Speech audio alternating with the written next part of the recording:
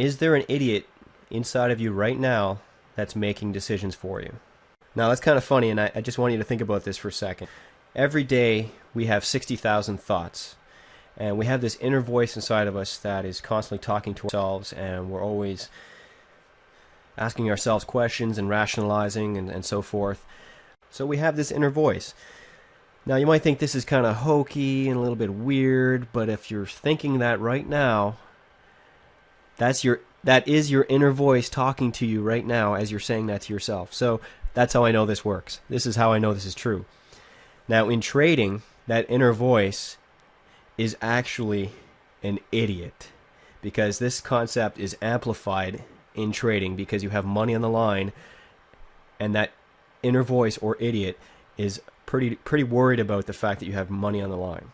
So the idiot is going to constantly come up with reasons why a trade is not going to work, trying to keep you out of the trade. The idiot's always going to be second guessing your decisions. Doesn't matter how nice the setup looks, you're always going to have that inner voice, that inner idiot giving you some doubt.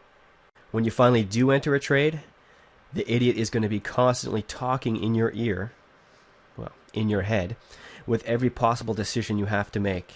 Should you sell now? Should you hold on? This is going to happen. Earnings are coming out. All these things are playing in your mind, and this idiot is constantly trying to undermine your decisions. If price does go up a bit, this idiot is going to want you to sell immediately. And if price goes up a lot, the idiot's going to want you to hold on and squeeze more profits out. It's greed and fear in a nutshell. Come on, you know this is true. You've been in trades before, and you've got that little voice telling you, hang on, or sell now, ring the cash register. And when price finally does go down, the idiot tells you to hold on because price will come back eventually. The famous last words. I've been there. You've probably been there. How many times have you held on to a stock as it blows past your stop loss, even if you had a stop loss in the first place, and that little voice told you to hold on, don't worry, it'll come back eventually. Does that ever really work? And if it does, how much time does it waste? So how do you control this idiot? Well, the fact is, you can't eliminate the idiot completely. It's you. It's your inner voice in your own head. But you can learn to deal with him or her with a boss-employee relationship. And what do I mean by that? When I'm buying a stock, I'm hiring a stock to do a job for me. And that job is to make me money. If it doesn't do its job, I fire it immediately. This isn't a marriage where we have to compromise and talk about our feelings and do all kinds of weird stuff. This is a business, and if it's not doing what it's supposed to be doing, it gets fired. So when the idiot starts talking to you on the employee's behalf, you need to understand that you are the boss and you make the final decisions. And you know what's best for your business or your portfolio. And if it means firing it, you need to listen to that instinct. Just remember, you are the boss and stick to your rules. So why did I say 95%? You may recognize this from another video that I've done. It's also actually in my book right now. I used to say trading psychology was worth 55%. Why 55%? Well, I wanted to emphasize the fact that it was worth more than half the battle, so to speak. And I wanted to pick a number that was more than 50% so I can put it in a nice pretty pie chart here, which I've done. Money management and system are still critical components. I can't emphasize that enough, but the real reason why I'm now saying it's worth 95%, and that's because I have found that despite having a proven system with solid money management rules, you still might not follow it. Your emotions get in the way. The inner idiot is talking in your head. It doesn't matter how good the system is or what money management rules you follow. If you don't stick with them, none of it matters. So what is the absolute best way to get control of your emotions? Are you ready?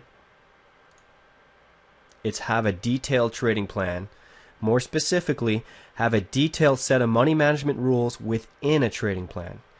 Now, does this contradict my last statement? I don't think that it does. You can have money management rules, stop losses, entries, and still not have a trading plan.